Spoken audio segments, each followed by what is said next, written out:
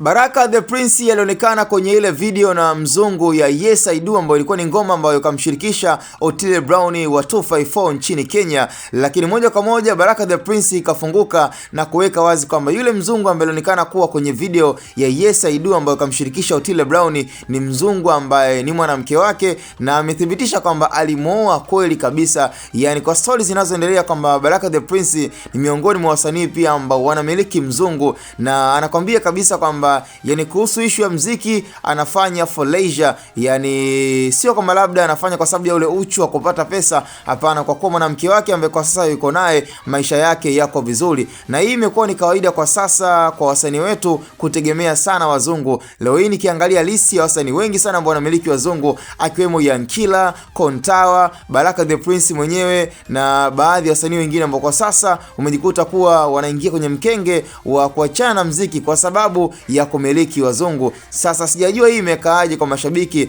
lakini inaonyesha kwamba huu ni udhaifu ambao wasanii wetu wanaoonyesha. Yani inafikia stage ambayo msanii anakubali kuacha muziki. Ukiangalia msanii kama Yankila ambaye bado ukiangalia umri wake alikuwa anaweza akafocus na muziki na akafanya pia maisha yake yaende vizuri na kuwa international kabisa na kuwa bora zaidi hapa, ambavyo leo hii tunamwona Yankila amedrop kabisa moja kwa moja kwenye muziki. Ukiangalia kwa Kontawa, lakini the same pia kwa sasa Baraka the Prince, kwa hiyo moja kwa moja hawategemei muziki tena, bali wanategemea kuwa na wanawake ambao watakuwa wanawasaidia katika majukumu yao tofauti tofauti. Kwa hiyo nirudishe hili jukumu na kukupa nafasi ya kudondosha maoni ya hichi kinachoendelea kwa wasanii kukimbilia kwa wazungu asilimia kubwa na kuachana na muziki moja kwa moja. Hii imekaaje? Na nafikiri hapo nisizungumze sana, ila nikupe nafasi wewe ya kuniambia nini ambacho unaweza ukawashauri wasanii ambao kwa sasa wanategemea wazungu kushinda kufanya kazi katika vipaji ambavyo wao wanavyo.